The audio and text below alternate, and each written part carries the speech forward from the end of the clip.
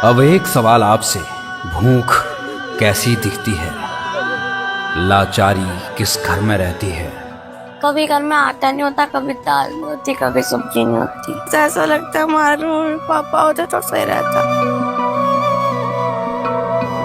Mummy papa नहीं है और घर गिरने वाला टपकता है।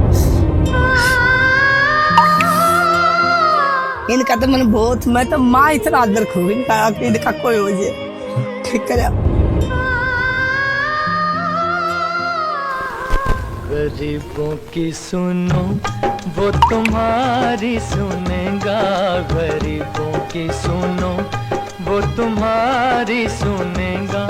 तुम 1 पैसा दोगे वो 10 लाख देगा। गरीबों की सुनो वो तुम्हारी सुनेगा, गरीबों की सुनो वो तुम्हारी सुनेगा। अगर गुरुजी की मदद ना मिलती तो फिर कैसे जीवन गुजरता? क्या फिर नहीं बच सकते थे हम। फिर तुम्हारी हालत का इन्हों नहीं पता तो कहाँ जाओगे। दुनिया से मैं हारा तो आया तेरे द्वार, दुनिया से मैं हारा तो आया तेरे द्वार। यहाँ पे भी जो हारा कहाँ जाऊँ मैं सरकार। उठी है क्रांति दुर्भिक्ष मिटाने की, चल पड़ी है आंधी कलयुग में सतयुग लाने की।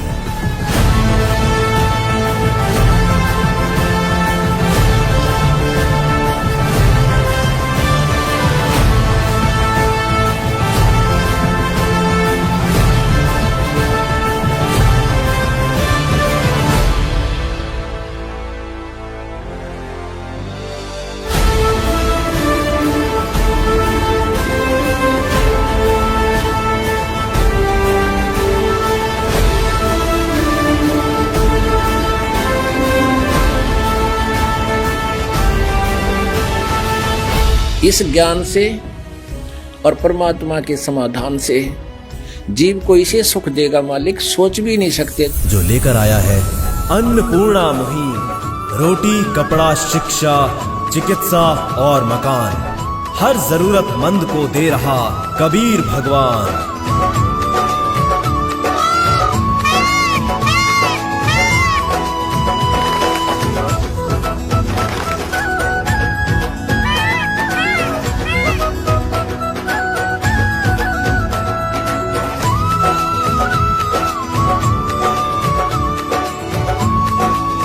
देखिए कलयुग में सतयुग की शुरुआत पार्ट 2 20 सितंबर 2025 शनिवार को दोपहर 12 बजे से फैक्टफुल डिबेट्स यूट्यूब चैनल पर। संत रामपाल जी महाराज एक ऐसे महान संत जिन्होंने अपनी सतभक्ति, तत्व ज्ञान, करुणा और सेवा के बल पर समाज में नई मिसाल कायम की है। संत रामपाल जी महाराज की अगुवाई में उनके सभी सतलोक आश्रमों से समाज कल्याण के अद्भुत कार्यों ने समाज को सुनहरे भविष्य की एक नई उम्मीद दिखाई है। संत रामपाल जी महाराज से नाम दीक्षा लेने के बाद लाखों लोगों की लाइलाज बीमारियां जैसे कैंसर, एड्स आदि ठीक हुई। संत जी के ज्ञान से प्रेरित होकर उनके अनुयायियों ने लाखों यूनिट रक्तदान किया। संत जी ने लाखों बहन बेटियों का दहेज मुक्त विवाह करवाया।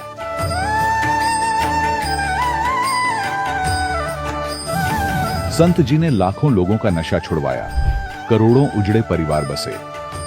संत जी के आश्रमों में समागम के दौरान निःशुल्क नेत्र चिकित्सा, दंत चिकित्सा प्रदान की जाती है। संत रामपाल जी महाराज द्वारा समय समय पर पर्यावरण संरक्षण के उद्देश्य से बड़े स्तर पर वृक्षारोपण किया जाता है। संत जी ने जरूरतमंदों को तत्काल राहत पहुंचाने के लिए एम्बुलेंस सेवा शुरू की। संत जी अपने अनुयायियों को देहदान के लिए प्रेरित करते हैं, जिससे मानवता की सेवा और चिकित्सा क्षेत्र में सुधार हो सके। संत रामपाल जी महाराज के सभी आश्रमों में हर रोज निःशुल्क भंडारा आयोजित किया जाता है, जहां हर वर्ग, हर जाति और हर धर्म के लोग एक साथ बैठकर भोजन करते हैं।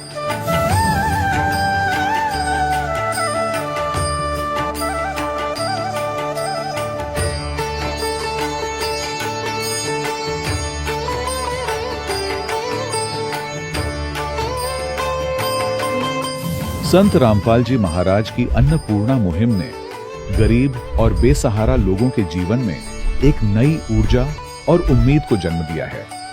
घर घर खाद्य सामग्री और जरूरी मदद पहुंचाकर संत रामपाल जी महाराज ने लोगों को दुख और मजबूरी से लड़ने की ताकत प्रदान की है।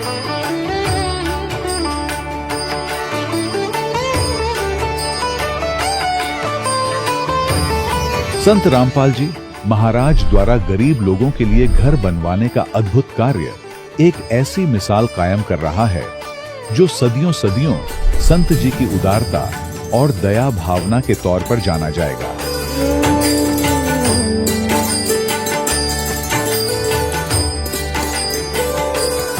संत रामपाल जी महाराज के आश्रम में हजारों बुजुर्गों को सम्मान और प्यार के साथ जीवन जीने का अवसर मिलता है। उनके खाने, रहने और स्वास्थ्य की पूरी जिम्मेदारी संत रामपाल जी महाराज उठाते हैं। अनाथ बच्चों के लिए संत रामपाल जी महाराज के सभी आश्रम किसी वरदान से कम नहीं। यहाँ उन्हें शिक्षा, संस्कार और भविष्य के लिए बेहतर अवसर प्रदान किए जाते हैं। चाहे बाढ़ हो, भूकंप या महामारी, संत रामपाल जी महाराज और उनके अनुयायी हमेशा ही जरूरतमंदों के लिए सबसे आगे खड़े रहते हैं।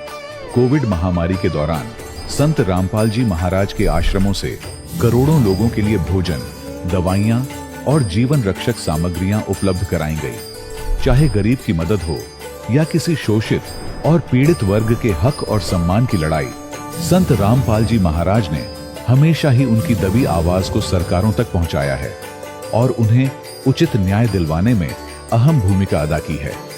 समाज में आध्यात्मिक और सामाजिक मूल्यों के प्रति जागरूकता लाने में संत रामपाल जी महाराज हर कदम पर मानवता के सच्चे सेवक साबित हुए हैं। संत रामपाल जी महाराज का जीवन हमें सिखाता है कि सच्ची सेवा वही है जो निस्वार्थ भाव से की जाए।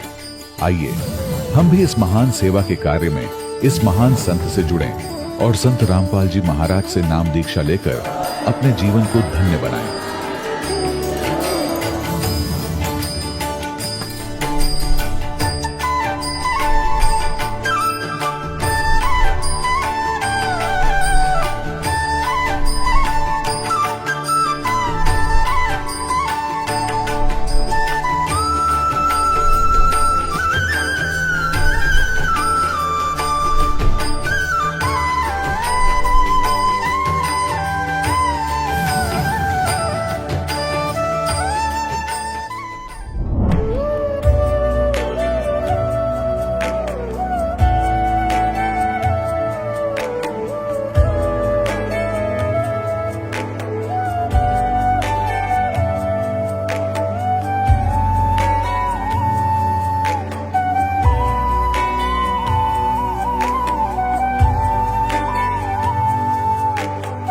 प्रभु राम देव भगवान अल्लाह खुदा ईश आदि नाम एक ही शक्ति के हैं।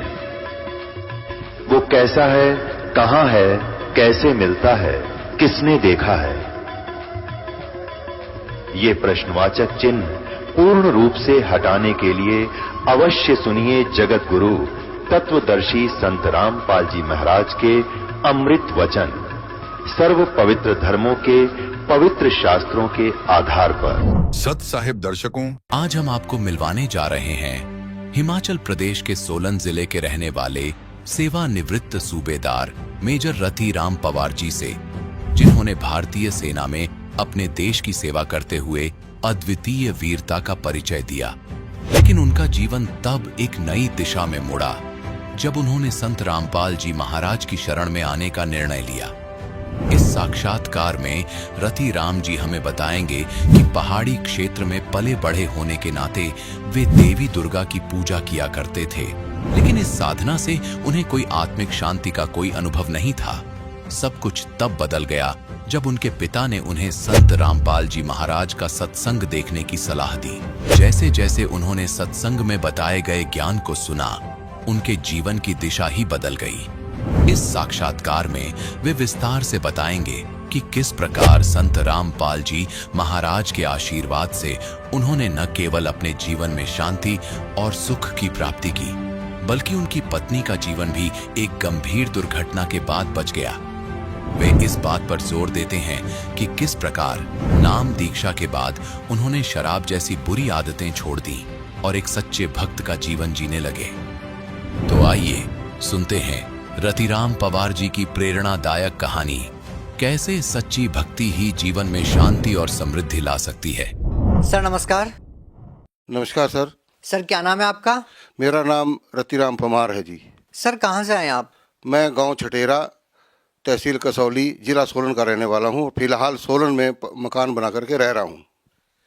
सर क्या करते हैं आप? मैं सेना पुलिस से सूबेदार मेजर के पद से रिटायर हूँ और वर्तमान में एक छोटी सी दुकान करता हूँ। सर संत रामपाल जी महाराज से कब जुड़े आप? मैं 2014 मई के महीने में संत रामपाल जी महाराज से जुड़ा था। मेजर साहब आपसे एक और बात जानना चाहेंगे कि संत रामपाल जी महाराज जी से नाम दीक्षा लेने से पहले आप क्या भक्ति साधना करते थे? सेना में रह करके ज़्यादातर हमारे एक तो पहाड़ी इलाके में यहाँ पर माता दुर्गा की पूजा करते हैं। गाहे बगाहे बीच में कभी वैसे तो एक सैनिक के नाते जहाँ भी कहीं झंडा देखा, जहाँ कहीं मंदिर, चर्च, गुरुद्वारा, चाहे कोई मस्जिद हो, सब में हम मस्तिष्क नवाते थे और यही हमारी पूजा थी, इसी को हम करते थे।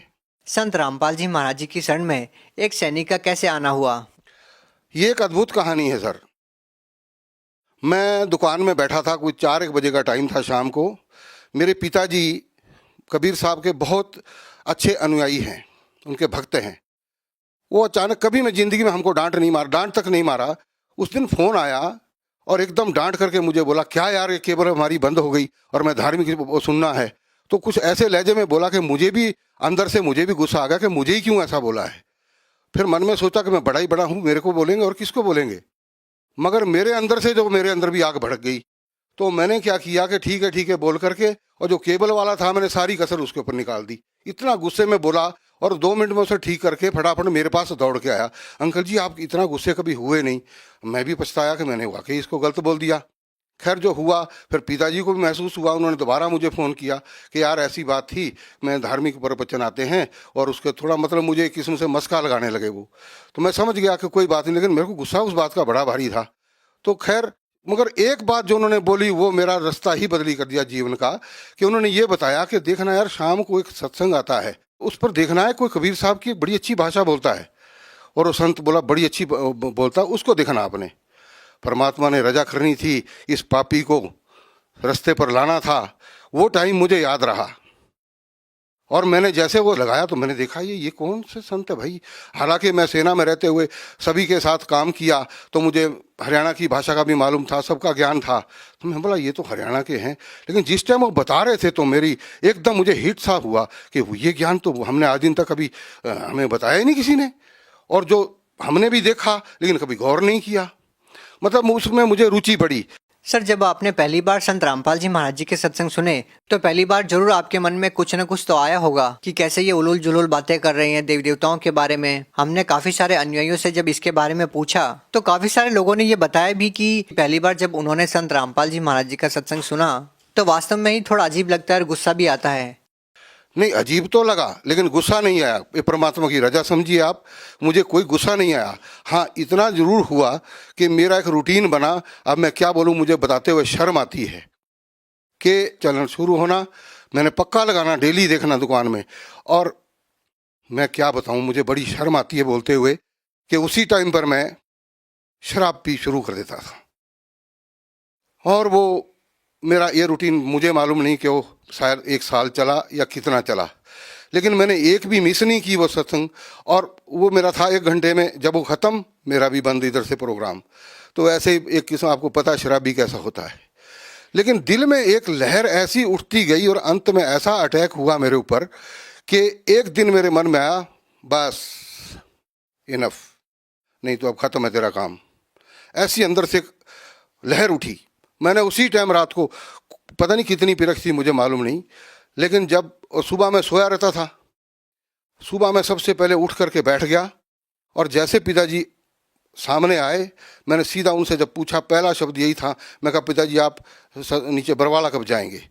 तो मुझे ऐसे लगा कि मेरे मुंह से मुझे इतनी बदबू लगी, अरे बाप रे बाप, मैंने शराब इतनी बुरी तरह, उससे पहले कभी मेरे को बदबू नहीं आई, उस दिन लगी। बोला, मेरी तरफ देखा पिताजी ने, बोला अभी 10-15 दिन में जाएंगे। मैं कहा ठीक है जी, मैं भी जाऊंगा। भक्त में मेरी मिसिज भी आकर के खड़ी हो गई। तो मैंने बोला जी आपने भी चलना है।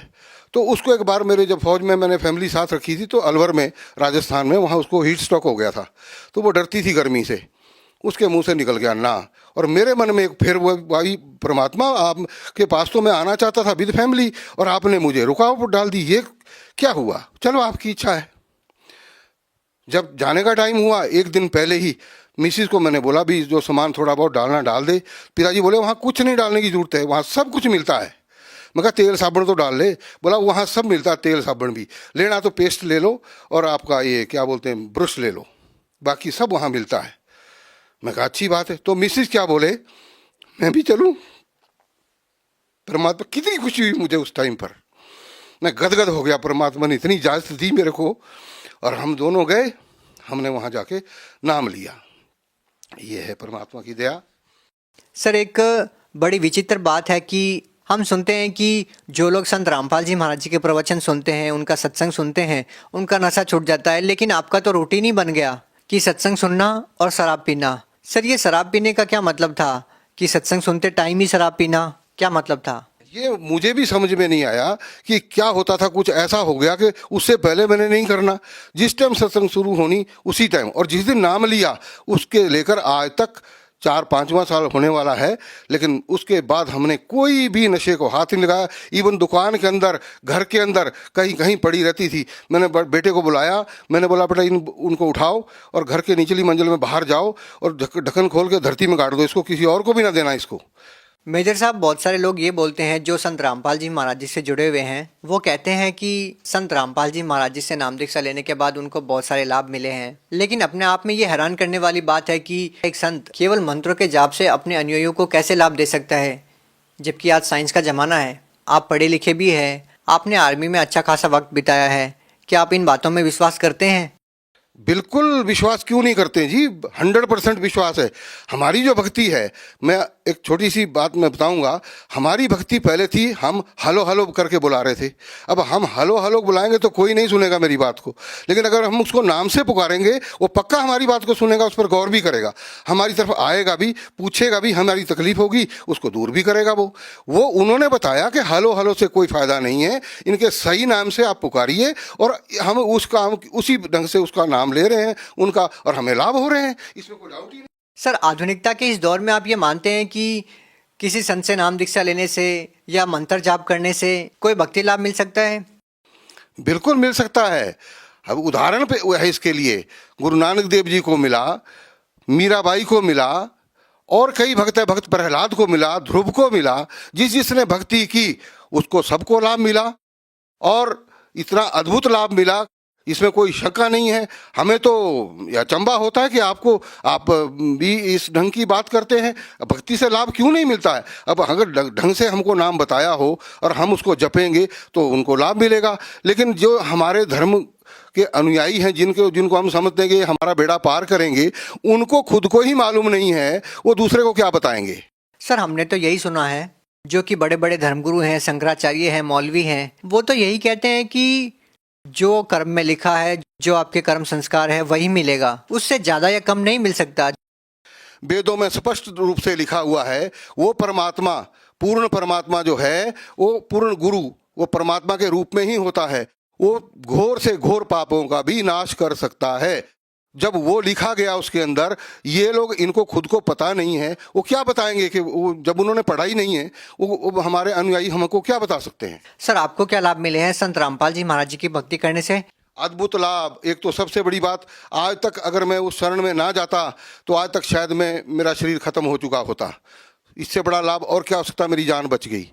दूसरा लाभ, मेरी मिसिस जो ऊपर की मंजिल से गिर करके नीचले तक पहुंच गई और डॉक्टर भी हैरान कि उन्होंने देखा बड़े बड़े काले काले धब्बे पूरे ऊपर, पिछले बैक साइड पूरा। उन्होंने बोला ये तो मुश्किल है बचनी, यहाँ जब सिर में भी चोट लगी है तो। लेकिन जब उसके एक्सरे निकाल करके देखा तो डॉक्टर ने बोला जी आप कोई परमात्मा का नाम लेते हैं क्या? तो मेरा गला रूंध गया, मैं बोल ही नहीं पाया। बोला अंकल जी ठीक है, हम समझ गए। एक भी फ्रैक्चर नहीं है। ऊपर की मंजिल से गिरना और इतना भारी शरीर और वो सीढ़ियों से लुढ़कता हुआ जाए और बच जाए, कुछ भी नहीं हुआ। तो ये लाभ नहीं तो और क्या है? सर फिर भी लोग ये कहते हैं कि एक श्रद्धालु को तो रूहानी लाभ की ही इच्छा रखनी चाहिए। ये संसारिक लाभ, ये भौतिक लाभ, ये सब तो आनी जानी चीज है। अगर हमारा शरीर ही बीमार है तो हम भक्ति कैसे कर सकते हैं? जिसको तकलीफ है वो भक्ति कैसे कर सकता है? तो जब शरीर ठीक होगा तो भक्ति भी सही होगी, और भक्ति अगर शरीर तभी ठीक होगा जब हमने सही नाम लिया होगा। और जो ऐसा बोलते हैं कि भाई आपको शारीरिक सुख तो नहीं मिलेगा, शारीरिक लाभ नहीं मिलेगा इसका, तो वो तो ढोंगी है। वो बोलते तुम्हारे पिछले कर्म तो भाई भुगतने पड़ेंगे। अरे भुगतने पड़ेंगे तो भक्ति किस लिए करनी है? वो तो हमने जब भक्ति हम कर रहे हैं, भक्ति तभी उसका फायदा है, हमें कुछ लाभ होगा, और हमें हो रहे हैं लाभ। ये है यथार्थ भक्ति। सर, भगत समाज को आप क्या संदेश देना चाहेंगे? भगत समाज को मैं अर्ज करता हूँ कि जो भी मेरी आवाज़ को मेरे भाई सुन रहे हैं, हम उनसे यही अर्ज करेंगे कि भैया आप देर ना करो। ऐसा मुश्किल से ऐसा संत धरती पर प्रकट हुआ है और ऐसा ज्ञान देता है, आप अपना कल्याण करवाएं और परिवार का भी कल्याण करवाएं। जी बहुत बहुत धन्यवाद। सत साहिब। दर्शकों, अभी आपने सुने संत रामपाल जी महाराज से दीक्षा प्राप्त करके सुखी हुए भक्त के अनुभव। अब देखिए जगत गुरु तत्वदर्शी संत रामपाल जी महाराज के मंगल प्रवचन। कवियों की तरह आचरण करता है, घूमता फिरता है, अपने ज्ञान को देता रहता है, अच्छी आत्माओं को मिलता है, उनको सत संदेश देता है, अपने से परिचित कराता है। वो परमात्मा 3 प्रकार से हमारा धारण पोषण करता है, 3 स्थिति से। एक स्थिति में वो वहां ऊपर रहते हैं। जब परमात्मा ऊपर सिंहासन पर विराजमान होते हैं तो उनके शरीर का जो नूर है, प्रकाश है, रोशनी है, लाइट है, एक रोम में, रोम कहते हैं बाल को, एक रोम में करोड़ सूर्य मिला दे, करोड़ चंद्रमा, इतना नूर है उस परमपिता का। उस पूरी बॉडी का देख लेना कितना होगा। फिर वो परमात्मा यहां आता है तो हल्के तेज पुंज का शरीर बना लेता है, अपने शरीर, अपनी बॉडी को सरल करता है, अपने रूप को। यदि वो एज इट इज उसी प्रकाश युक्त यहां शरीर में आ जाए तो हमारी चरम दृष्टि नहीं दे सकती, हम सूर्य की तरफ नहीं देख सकते। और वो करोड़ सूर्य और करोड़ चंद्रमा जितना तो एक रोमकूप में प्रकाश है। इसलिए अपने शरीर को के रूप को हल्का करके यहां आते हैं। अब जब यहां आते हैं तब 2 स्थिति में आते हैं। एक तो प्रत्येक युग में वो परमात्मा एक शिशु रूप धारण करके और जंगल के अंदर सरोवर के ऊपर खिले हुए कमल के फूल पर विराजमान होते हैं। ये प्रत्येक युग में ये लीला करते हैं, और जिस कारण से वो उस कमल के फूल पर आने के कारण नारायण कहलाते हैं। नार माने जल, आयन माने उस पर विराजमान होने वाला, इसलिए वो परमात्मा नारायण है। हम ही विष्णु जी को नारायण समझ रहे थे, शेषनाग पर लौट रहा समुद्र में, ये तो रची रचाई माया थे। तो उस परमात्मा ने सारा कुछ रचा और प्रत्येक युग में आके ये लीला करते हैं, जिस कारण से वो नारायण भी कहलाते। अब जैसे भगवान कहते हैं तो भगवान हम इनको भी कहते रहे, ब्रह्मा विष्णु महेश को। ये अपने सत्र के भगवान है। जितना इनकी जैसे आपको डेफिनेशन बताई है कि एक मंत्री भी साहब कहलाता है, डीसी भी साहब कहलाता है, और मुख्यमंत्री भी साहब कहलाता है, प्रधानमंत्री और राष्ट्रपति जी भी साहब कहलाते हैं। तो इन साहबों में बहुत अंतर होता है। तो इसी प्रकार वास्तव में साहब कौन है? प्रधानमंत्री और राष्ट्रपति जी, जो हमारे राष्ट्र के कुल मालिक है, राष्ट्रपति। तो इसी प्रकार अन्य भी साहब हैं, एक एसडीएम भी साहब को आता है, तहसीलदार को भी साहब कहते हैं। तो ऐसे ये भी नारायण है विष्णु जी, ये समुद्र पर लेट गया शेषनाग की सैया।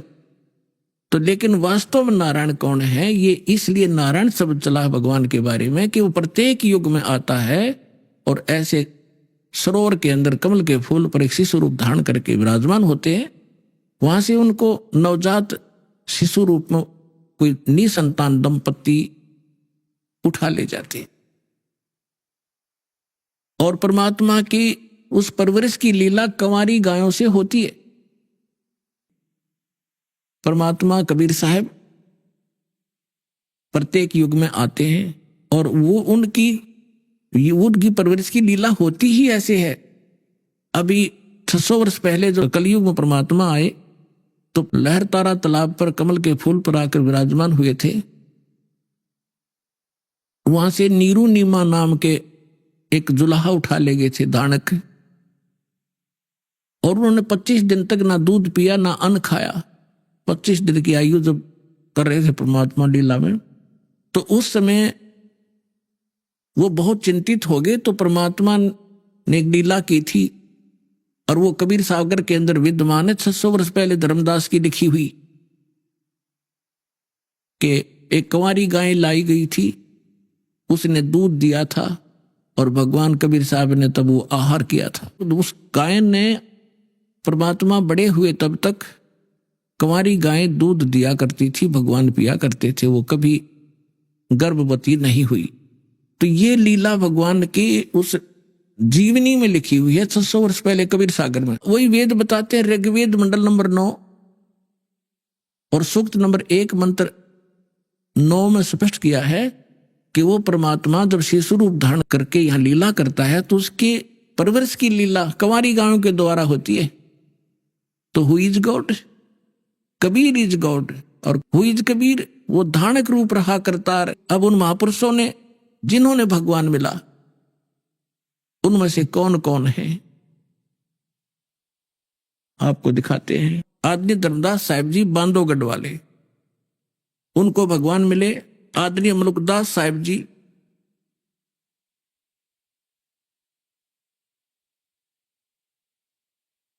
आदरणीय नानक साहिब जी, आदरणीय दादू साहिब जी, आदरणीय गरीबदास साहिब जी गांव छुडानी जिला दद्दर हरियाणा वाले, आदरणीय घीसा दास साहिब जी गांव खेखड़ा यूपी वाले, आदरणीय स्वामी रामानंद जी काशी नगर वाले।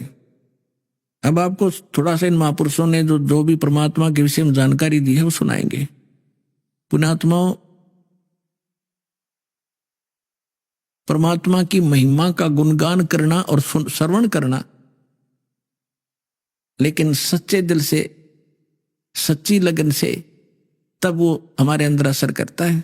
आदरणीय धर्मदास साहिब जी को परमात्मा मिले और जैसा कि वेद बताते हैं कि परमात्मा ऊपर रहते हैं, वहां से गति करके आते हैं, अच्छी आत्माओं को मिलते हैं, सह शरीर आते हैं, सह शरीर चले जाते हैं।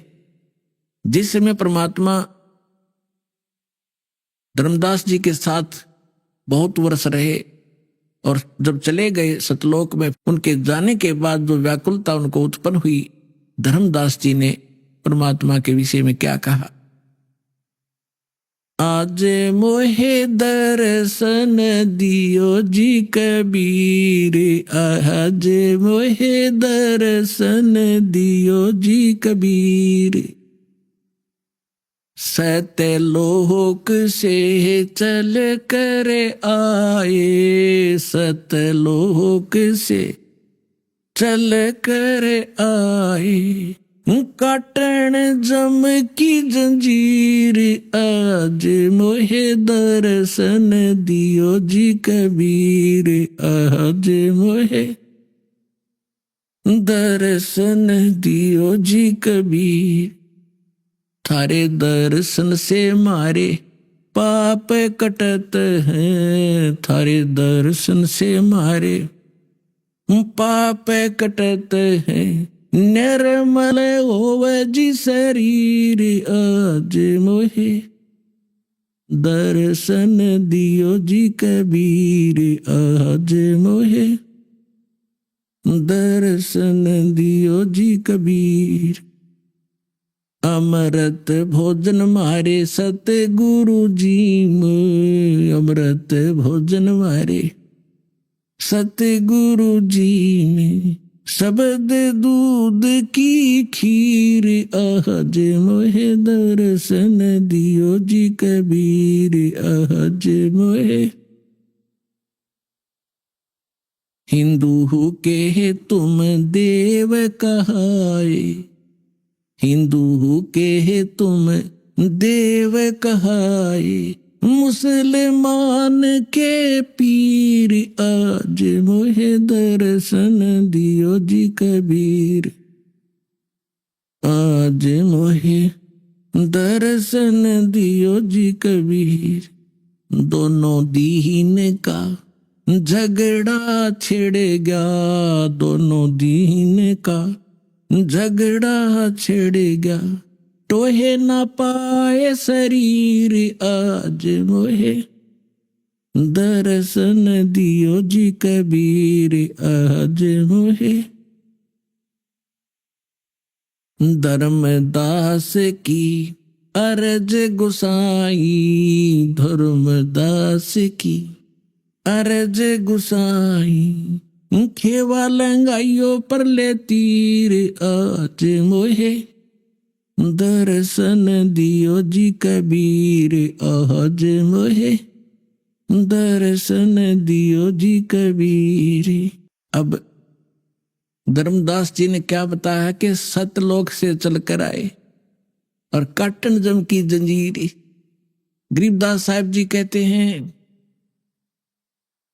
सतगुरु आए दया करी, ऐसे दीन दयाले, बंदी छोड़ वृत्तास कहा जठर अग्नि प्रतिपाले। अजब नगर में ले गए हमको सतगुरु आने। गरीबदास साहब जी कहते हैं गांव छुड़ानी जिला झज्जर वाले, अजब नगर में, उस अजब सतलोक में जो भगवान जहां रहते हैं, अजब नगर में ले गए हमको सतगुरु आने, आकर लेकर गए सतलोक में, फिर वापस छोड़ा। जल के बिंब अगाध गति वहां सूते चादर ताने। गीता अध्याय नंबर 18 के श्लोक नंबर 62 में कहा कि अर्जुन तू सर्वभाव से उस परमेश्वर की शरण में जा, उसकी कृपा से तू परम शांति को और सनातन परम धाम को प्राप्त होगा। यहां गरीबदास जी क्या कहते हैं, अजब नगर में ले गए हमको सतगुरु आने, यहां से आकर लेकर गए। जल के बिंब अगाध गति वहां सूते चादर ताण। चादर ताण का सोना मुहारा है हमारे यहाँ देसी लोकल लैंग्वेज का, में ये भाषा में लिखा हुआ है। ये कहा करते कि कैसे चादर ताण के सो गया, जैसे कोई लेट रहा होता, सो रहा होता, कि कैसे चादर ताने सोया है, काम हो लिया तेरा पूरा, यानी कोई काम नहीं रहा तेरे को, निश्चिंत होकर सोना, चादर तान के सो जाना, कि वहां जाकर मुझे परम सुख हुआ।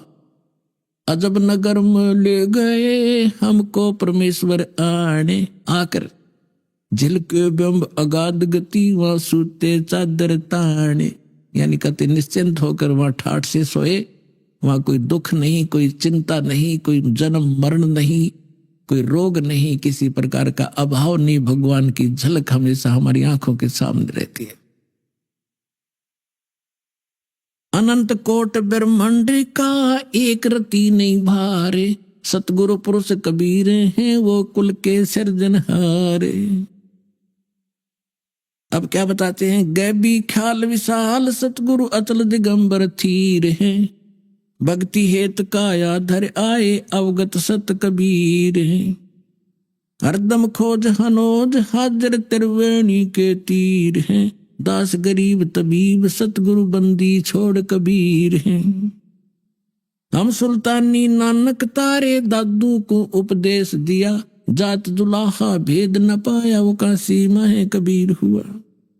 सब पदवी के मूल हैं ये सकल सिद्धि हैं तीरे, दास गरीब सतपुरुष बजो वो अवगत कला कबीर। जिंदा जोगी जगत गुरु ये मालिक मुर्शिद पीर, तो दीन झगड़ा मंडा पाया नहीं शरीर। एक मनुकदास नाम के महापुरुष हुए हैं, बहुत बड़े किसान थे, अरोड़ा जाति से थे। परमात्मा उनको मिले, थोड़ी सी झलक सुनाते हैं, क्योंकि वेदों ने बताया कि वो परमात्मा अच्छी आत्माओं को मिलते हैं जो दृढ़ भक्त होते हैं। मलुकदास नाम के अच्छी आत्मा थे, किसान थे, खत्री अरोड़ा जाति से थे, लेकिन पुण्यात्मा तो पुण्यात्मा ही रहती है। तो परमात्मा क्या लीला किया करते हैं, पहले कहीं भी किसी क्षेत्र में आ जाते थे। जैसे दास बता रहा था, भगवान 3 प्रकार से हमारा धारण पोषण करता है। एक तो स्थिर वहां शरीर में रहते हैं, तेजों में शरीर में सतलोक में।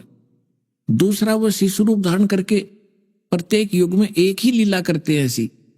और फिर अन्य जो शरीर धारण करके किसी साधु संत के रूप में कहीं पर भी किसी के वहां प्रकट हो जाते हैं। और पहले तो ऐसा कम्युनिकेशन था नहीं आपस में, 150 किलोमीटर दूर कोई बैठा रहे, 10 दिन 1 महीने में पता ना लगा उसका वहां कौन रहा करता। ऐसे उस समय परमात्मा कहीं भी प्रकट हो जाते थे और वहां रहते थे 1-2 वर्ष, 4 वर्ष, 10 वर्ष, और अपना नाम गाम बताते नहीं थे। हम भी सुना करते थे कि एक साधु आया था, उसने नाम गाम नहीं बताया, पड़ा पहुंचा हुआ था और उसकी महिमा गाई जाती थी, परंतु ये नहीं पता होता था वो कौन थे, कहां से आए थे, कि वो बताया नहीं करते थे। तो ऐसे परमात्मा एक स्थान पर रह रहे थे, आश्रम बनाकर छोटा सा, और वहां से फिर उनके भक्त गांव नगर में हो जाते थे। एक गांव में 4-5 घर थे, 5-6, तो भगवान वहां जाते थे, गांव गांव में, नगर नगर में अपना अमृतवाणी सुनाया करते थे, बोल बोल के जैसी लीला भगवान किया करते। तो मलुकदास के गांव में 4-5-6 भक्त परिवार थे। तो गुरुजी वहां गए सत्संग करने के लिए, तो सभी ने प्रार्थना की आज हमारे घर करना, कल हमारे घर करना, हमारे घर चरण रखना। अब गुरुजी जाते हैं तो उत्तम भोजन बनाया जाता है। तो पहले दिन एक घर में सत्संग किया, बढ़िया खीर खांड का भोजन, हलवा बनाया गया। अगले दिन दूसरे के घर में, अगले दिन तीसरे के घर में। तो आसपास के लोग इस ज्ञान से परिचित ना होकर विरोधी हो जाते हैं, और जगत और भगत के विचारों का मतभेद होने से एक दूसरे के विरोधी ये स्वाभाविक हुआ करते हैं, क्योंकि जो क्रियाएं भक्तों की होती है वो जगत की नहीं होती, और जगत को वो अच्छी नहीं लगती, और भक्तों के लिए वही फाइनल होती है, उसी से उनका कल्याण होता है। जिस कारण से वो गांव का चौधरी था, 800-900 बीघे जमीन थी उस मुल्कदास के। पहले तो मुल्क चौधरी मुल्क सिंह था, वो मुल्कदास क्यों कहा था, मुल्कदास तो पाछा बनाया भगवान ने उसको। अब चौधरी मुल्क सिंह अरोड़ा जी के पास गांव के कुछ व्यक्ति गए, जी ऐसे ऐसे गांव में ठग आ गया है और लूट रहा है, बढ़िया माल खावे है, खीर खांड के भोजन खाता है, और ये अपना बिगाड़ रहा सारे हिसाब किताब को। और ब्रह्मा विष्णु महेश के बारे में वो उठ पटांग बोलता है। अरोड़ा जी भी कृष्ण जी के पुजारी थे, मुल्कदास जी। तो मुल्कदास ने कहा, सोचा बुद्धिमान व्यक्ति होते हैं वो अपने सत्र से काम करते हैं, भगवान से डरने वाले होते हैं। उन्होंने सोचा भाई ठीक है, मैं देखो पहले वेरीफाई करूंगा फिर कोई एक्शन लेंगे। अब कुदरती वो सुबह घूमने के लिए जा रहा था, जिस रास्ते से वो जाया करते थे उसके साथ में किसी भगत का मकान था, उसमें भी उस दिन हलवा बन रहा था, हलवे की महक जाया करे दूर तक। तो उसने देखा रहा क्या हो रहा भाई, मुल्कदास जी ने, मुल्क सिंह ने देखा, तो जांच कर क्या कर रहे हो तुम, आज किस खुशी में हलवा बना रहे हो। उन्होंने बताया, चौधरी साहब हलवा तो कद्दे बना ले, हमारे गुरु जी आए हैं, राजा आप भी खा लो, और सत्संग हुआ है, हमारे गुरु जी आए इसलिए बना रखे हैं। तो उसने देखा कि यू है वो गुरु जी दिखे, कहाँ। कहने लगा कितने दिन हो गए तुम्हारे गुरु जी का आए, अजी आज चौथा दिन है। कहाँ तुम्हारे गुरु जी को, वो बैठे सामने। मुल्कदास चौधरी साहब गया वहां पर, कहने लगा भाई ठग तू करके क्यों नहीं खाता, क्यों दुनिया को ठगता है, इन गरीबों को तो लग रहा चूसने के लिए, अपना करके खाया करे। तो परमात्मा बोले, चौधरी साहब मुझे तो भगवान बगैर किए ही दे रहा है, तो मुझे क्या जरूरत है करने की। अब परमात्मा के सामने उनकी वाणी में कसक थी। तो मुल्कदास ने सोचा भाई संत है, भगत है, ज्यादा खसना ठीक नहीं इसके साथ, चलो इसने जो कह दिया सो कह दिया। तो उसने ढंग से उत्तर दिया कि एक बात बता महाराज जी, ये भगवान मुझे क्यों नहीं देता बगैर किए। परमात्मा बोले कि तुझे विश्वास नहीं है, तेरे पास वो भक्ति नहीं है जिसमें भगवान बगैर करे भी दे देता है। अब वो भक्ति तो इतनी समझा नहीं, कहने लगा कि एक शर्त रख। मुल्कदास जी बोले बोल। कबीर साहब बोले क्या, कि आज मैं कुछ नहीं खा के आया हूं, घर से निकला हूं, और शाम तक यदि तेरे भगवान ने मुझे भोजन दे दिया मेरे बिना किए ही मैं ऐसी जगह जाऊंगा, तो मैं तेरा शेष हो जाऊंगा, भोजन दे दिया था। और नहीं भोजन दिया मुझे तो तुझे अपने खेतों में मजदूर लगाऊंगा, मंजूर है। परमात्मा बोले मंजूर है। अब वो चला गया, उसके खेत थे पूर्व में, अद्दा पहुंचा पश्चिम में, गांव नगर से दूर दूसरे के क्षेत्र में पहले जंगल बहुत होते थे, और वहां जाकर एक वृक्ष पर चढ़ कर बैठ गया। आकाश देखूंगा, मुझे कैसे यहाँ कौन भोजन करा देगा, वहां तो कोई जा ही नहीं सकता। अब उधर क्या हुआ कि ये गडरिये होते हैं भेड़ बकरियों वाले, उनका कोई त्योहार था। वो कहने लगे भाई एक खीर बना लो, चावल घर से ले आए थे वो। तो उन्होंने उसी वृक्ष के नीचे डेगचा बना के चूल्हा मिट्टी खोद के और वहां बना लिया, लकड़ बाल के खीर बनाने लग गए। तो एक दो गायें थी, उनसे दूध निकाल लिया और वो बकरी चराने वाले दूर चले गए कि हम आ जाएंगे अपने आप, तुम तैयार करो तब तक। उसके साथ से एक रास्ता जाता था और उस रास्ते से काफी दूर कुछ घोड़ों की टाप सुनाई दी और धूल उठती नजर आई। उन खीर बनाने वालों ने, उनका तो पता था, जंगल में उनको ज्ञान होता था कि ये कोई डाकू आ रहे हैं, उनको पता था रास्ता भी यही है। वो छोड़ कर बनता हुआ खीर ख्यार भाग गए अपने मित्रों के पास। अब जो ही वो डाकू वहां आकर रुके, उन्होंने देखा भाई ये क्या हो रहा है इसमें, सारे नीचे उतर गए। दोनों में से एक डाकू ने जाकर देखा कि उसका ढक्कन उठा के देखा कि इसमें खीर बन रही है। उन्हें भूख लग रही थी डाकुओं ने, कहने लगे भाई पहले खीर खावांगे, रुक जाओ।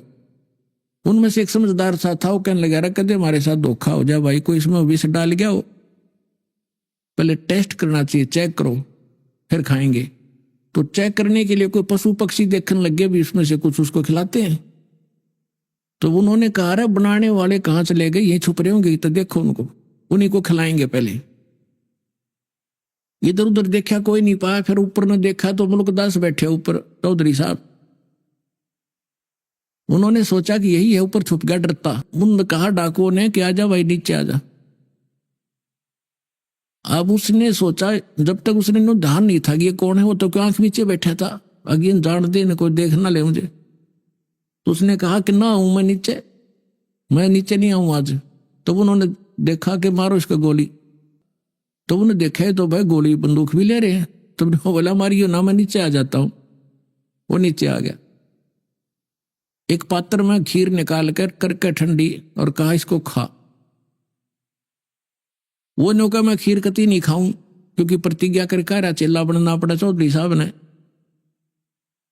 और उनका पक्की जचगी, किसी ने कुछ ना कुछ मिला रखा है, निकम्मे ने, पक्का चोर है। वो खीर तो नाटर वो धक्कत खाओ, उसका दो मारे जूत लात मारी अखा बैठ के।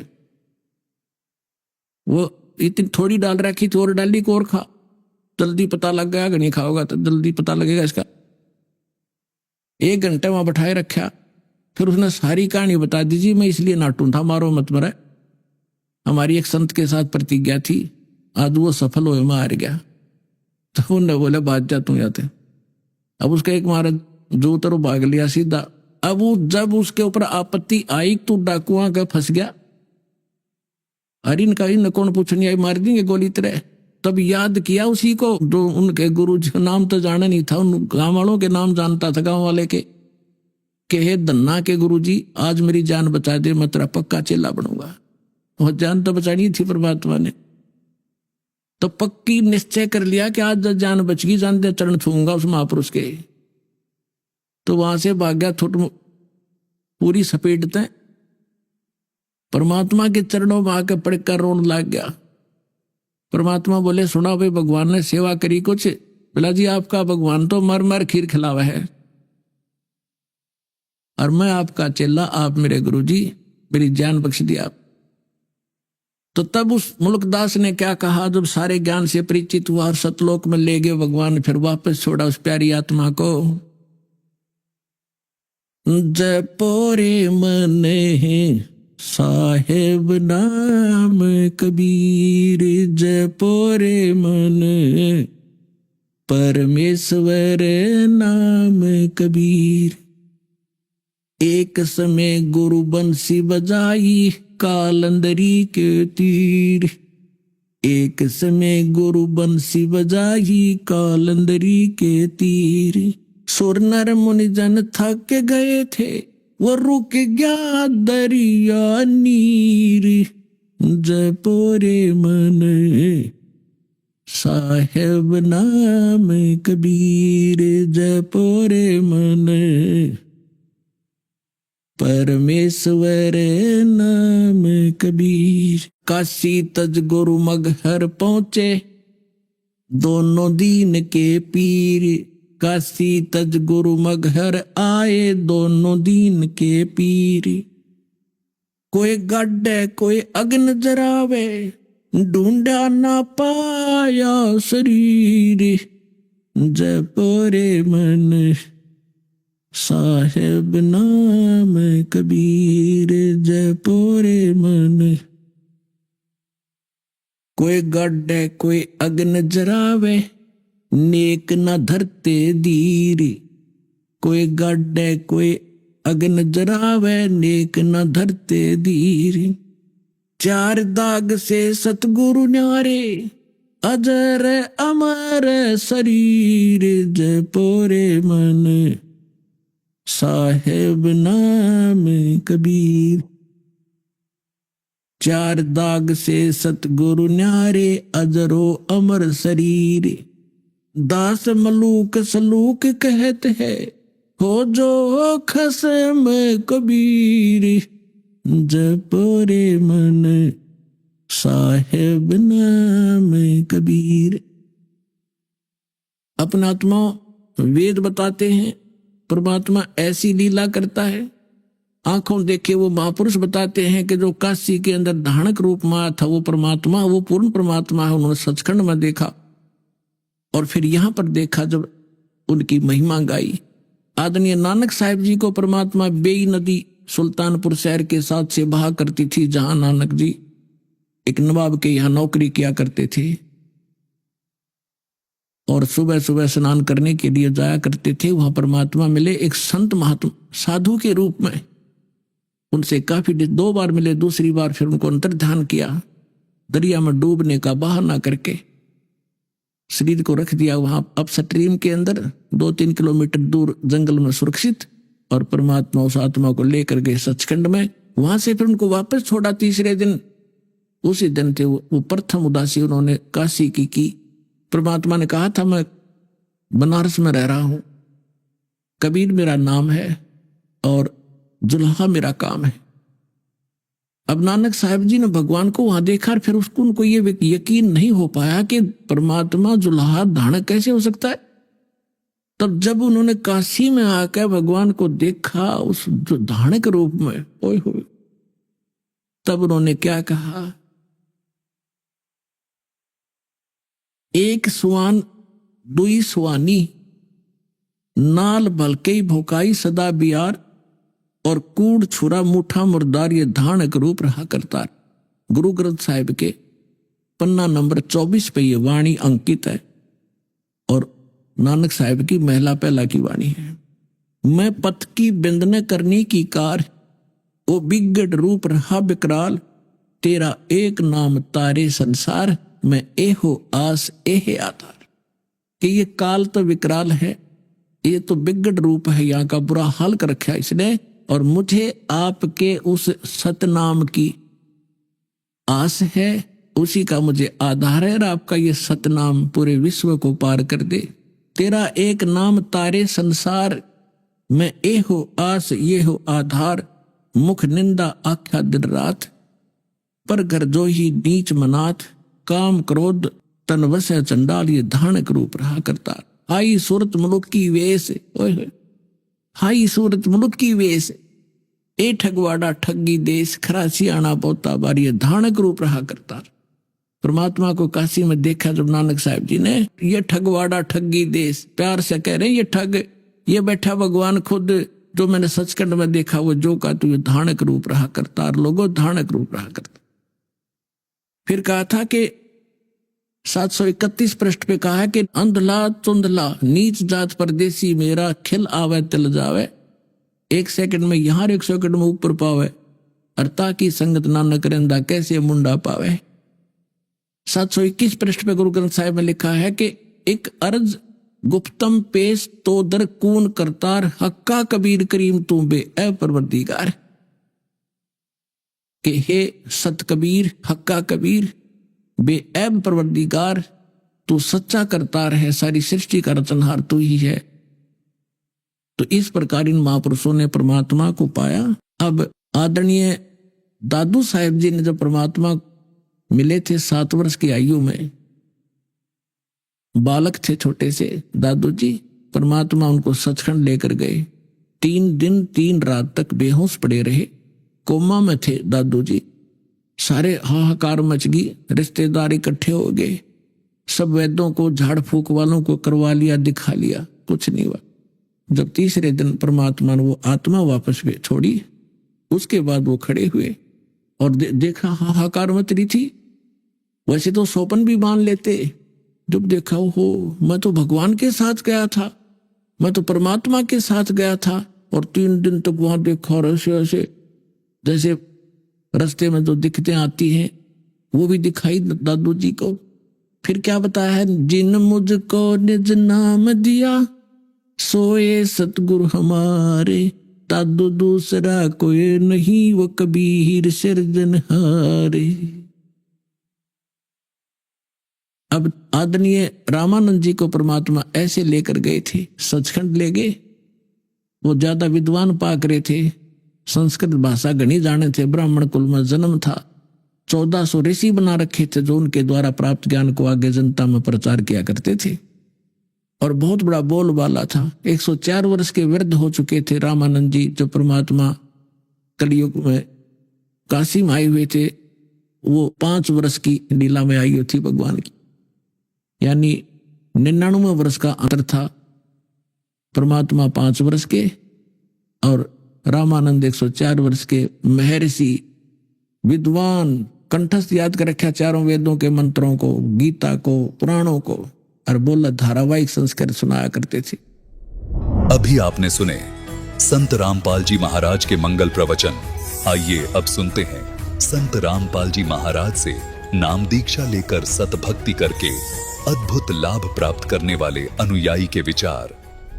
दर्शकों, जहां एक ओर आज के समय में बच्चे भक्ति और भगवान से दूर होते जा रहे हैं, वहीं दूसरी ओर एक ऐसी प्रेरणादायक कहानी भी है जो आपको सच्ची भक्ति की शक्ति का एहसास कराएगी।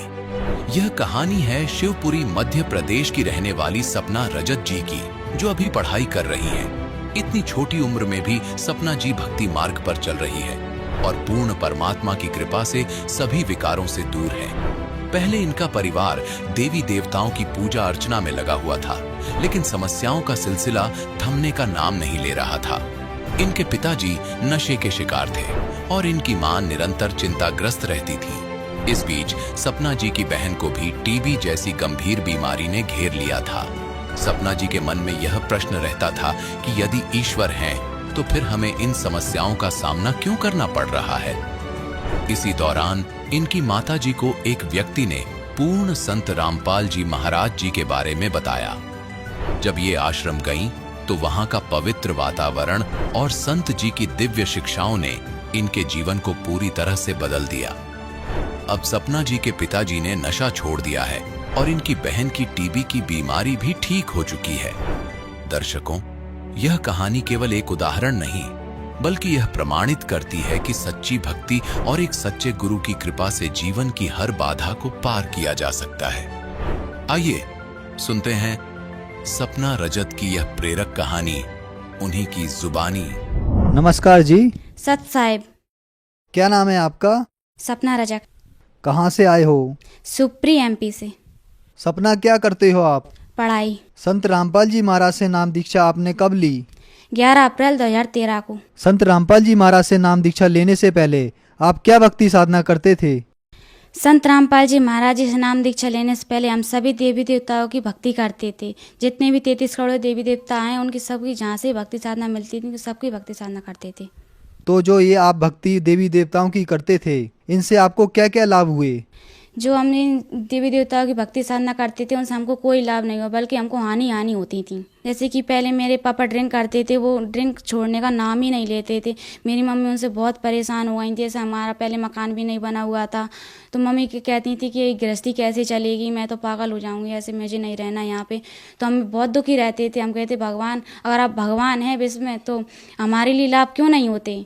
भगवान हमारे लिए, ऐसा कोई भगवान तो मिले जो पृथ्वी भगवान है, तो क्यों नहीं मिलता हमारे लिए? हमको हानि क्यों होती है? नाम दीक्षा लेने से पहले मेरी दीदी पहले बहुत बीमार रहती थी। हम बोलते थे कि भगवान हम आपकी इतनी भक्ति करते। मेरी दीदी भी इतनी बीमार रहती थी कि उनको कहीं शिवपुरी ले जाना है कहीं कहीं पर, तो उनको बहुत ही ज़्यादा बीमार रहती। जब वो पढ़ती थी तो उनको आसपास के बच्चों से थोड़ी उनको टीबी की बीमारी हो गई थी। तो फिर मम्मी बोलती थी कि पढ़ने से बड़ी बच्ची को बीमारी भी हो गई है, तो हम सब परेशान हो गए थे। तो दीदी में बहुत पैसा लगा दिया था, तो हम बहुत परेशान हो गए। तो हम कहते भगवान है तो हमारी दीदी क्यों ठीक नहीं होती। तो ऐसे हमारे लिए हम बिल्कुल भी हमारे लिए लाभ नहीं हुआ। जब आपने देवी देवताओं की भक्ति की उनसे आपको कोई लाभ नहीं हुआ, आपकी बहन को टीबी की बीमारी हो गई, आपके पिताजी शराब पीते थे, तो फिर आपको संत रामपाल जी महाराज के बारे में जानकारी कहाँ से मिली? सर हमारे पास एक जगदीश भगत जी रहते हैं। उन्होंने जब हमारे पापा जी ड्रिंक कर आए घर पर तो मम्मी से झगड़ा करने लगे। तो मेरी मम्मी कहने लगी अब मैं यहाँ पे नहीं रहूँगी, मैं तो अब कहीं मंदिर में जाके बैठ जाऊँगी, मगर मैं यहाँ पे नहीं रहूँगी क्योंकि ये तो मुझे मार डालेंगे, मुझे यहाँ पे रहना ही नहीं है। तो फिर मैं मम्मी वो भगत जी आए हमारे घर पे सुबह। तो भगत जी ने बोला कि आप एक काम कीजिए कि आप हरियाणा चलिए, संत रामपाल जी महाराज आए हुए हैं यहाँ पे। तो मम्मी बोलने लगी कि हाँ मैं खुद चलूँगी। तो पापा जी बोलने लगे कि आप इन बच्चों को भी ले जाओ, मैं नहीं रखूँगा। तो मम्मी बोलने लगी कि मैं नहीं ले जाऊँगी, क्या मेरे अकेले बच्चे हैं। तो पापा बोलने लगे कि आप तो चारों को ले जाओ। तो मम्मी बोलने लगी कि ठीक है मैं ले जाती हूँ।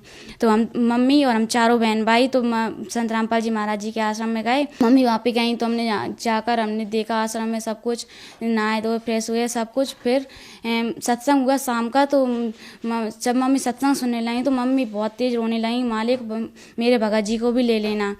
तो मेरे पापा जी ने भी जब घर पे भी सत्संग सुना था, मेरे पापा जी जब हम घर पे नहीं थे तो पापा जी ने 4-5 दिन लगातार सत्संग सुना। तो पापा जी को भी समझ आया।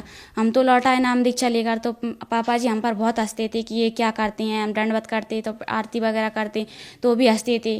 तो मम्मी कहती थी हंसने दो बेटा, कभी ऐसा दिन आएगा पापा भी नाम दीक्षा ले लेंगे। फिर एक महीने बाद फिर पापा बोले कि मैं भी चलूँगा आपके साथ। यहाँ से सारे रास्ते पापा स्मोकिंग करते और ड्रिंक करके भी गए थे यहाँ से। तो जब हम पहुँचे तो पापा जी को ऐसी अंदर से प्रेरणा हुई। पापा जी कहा ये तो बकवास चीज़ है, अब इसको नहीं करूँगा मैं आज के बाद। पापा जी ने आश्रम के अंदर से प्रवेश होते ही वो सब कुछ बाहर फेंक दिया और जाकर संत रामपाल जी महाराज जी से नाम दीक्षा ले ली। हम संत रामपाल जी महाराज के लाखों अनुयायियों से जब मिलते हैं तो उनसे हमें यह जानने को मिलता है कि उनको बहुत सारे चमत्कार तथा लाभ प्राप्त हुए। क्या आपके साथ भी कुछ ऐसा हुआ? हाँ जी सर, पहले मेरे पापा बहुत ड्रिंक करते थे, फिर मेरी मम्मी को भी मारते थे वगैरह, सब कुछ करते, स्मोकिंग वगैरह। तो जब से उन्होंने नाम दीक्षा ली है तो उनकी स्मोकिंग और ड्रिंक वगैरह सब छूट गई है। वो मम्मी को झगड़ा भी नहीं करते मम्मी के साथ। और फिर मेरी मम्मी वो दीदी मेरी बड़ी सिस्टर है ना, उनके लिए टीबी की बीमारी हो गई थी।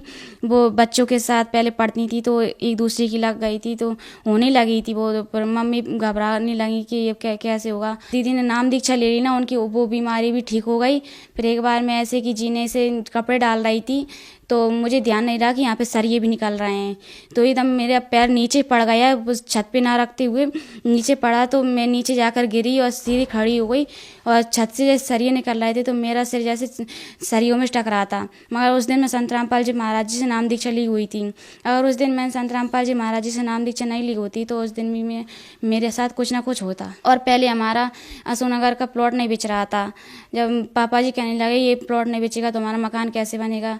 तो फिर एक दिन पापा जी के पास ग्राहक आए लेने के लिए, तो उन्होंने कहा 2.5 लाख रुपए लगाया। तो पापा जी ने वो बेच दिया मकान वहाँ का, क्योंकि यहाँ बदरवास वाला मकान बनाना था हमारे लिए। तो फिर पापा जी ने वो प्लॉट बेच दिया तो वहाँ पे बचे सिर्फ 1,70,000 रुपये। तो पापा जी बोलने लगे अब ये इतने से पैसों में मकान कैसे बनेगा। तो पापा जी ने कहा जो भी देखा जाएगा परमात्मा सब दया करते हैं।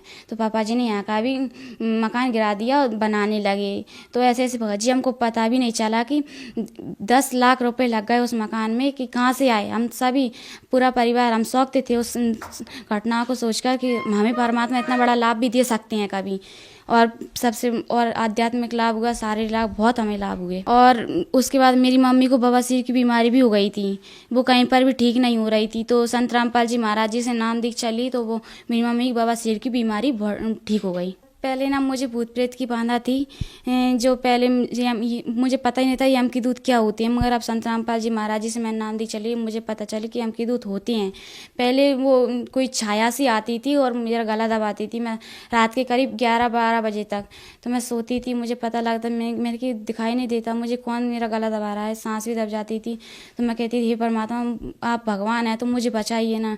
मैं डर की वजह से अपने मम्मी पापा को भी नहीं बोलती थी। और संत रामपाल जी महाराज जी से नाम दीक्षा लेने के बाद मेरी भूत प्रेत की बाधा थी वो भी ठीक हो गई। आज हमारा पूरा परिवार संत रामपाल जी महाराज जी से नाम दीक्षा लिए हुआ है और सब भक्ति साधना करते हैं।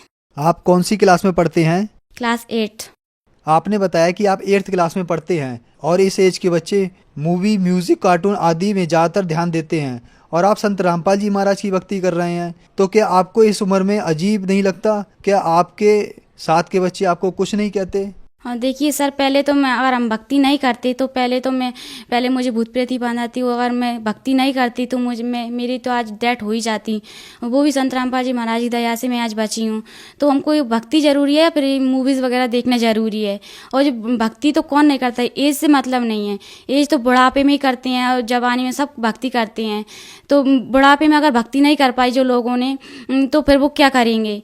तो मेरा यही निवेदन है कि भक्ति ज़रूरी है। आपको संत रामपाल जी महाराज से नाम दीक्षा लेने के बाद बहुत सारे लाभ प्राप्त हुए, तो जो आज आपको सुन रहे हैं उनको आप क्या संदेश देना चाहते हैं? संदेश तो नहीं दे पाऊंगी, मैं उनसे निवेदन ही करूंगी कि पृथ्वी पर संत रामपाल जी महाराज आए हुए हैं, क्योंकि मनुष्य जन्म बहुत दुर्लभ है, ये बार बार नहीं मिलता। मनुष्य जन्म बहुत दुर्लभ है, मिले ना बारंबार, तरबर से पत्ता टूट गिरे बहुर न लगता डार।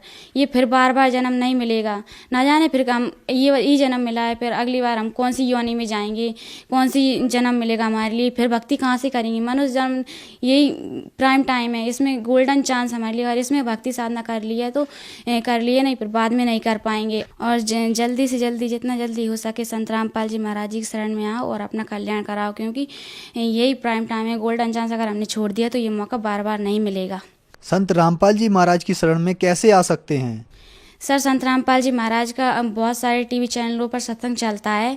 टीवी स्क्रीन पर नीचे पट्टी आती है, उस पर कुछ नंबर्स दिए रहते हैं, उन पर कॉल करके आप उनसे पूछ सकते हैं कि जो हमारे नज़दीक कौन कौन सा नामदान सेंटर है, वहाँ से कहाँ से नाम दीक्षा ले सकते हैं।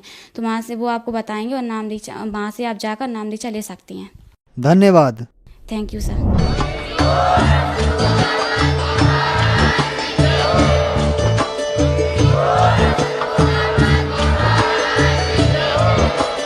आप सुन रहे थे जगत गुरु तत्वदर्शी संत रामपाल जी महाराज जी के मंगल प्रवचन। अधिक जानकारी के लिए विजिट कीजिए हमारी वेबसाइट www.jagatgururampalji.org। संत रामपाल जी महाराज जी के शुभ आशीर्वाद से पूरे विश्व भर में 500 से भी ज्यादा नाम दीक्षा केंद्र हैं, जिन पर संत रामपाल जी महाराज जी द्वारा ऑनलाइन निशुल्क नाम दीक्षा दी जा रही है। अपने नजदीकी नाम दीक्षा केंद्र का पता करने के लिए संपर्क करें 8222880541।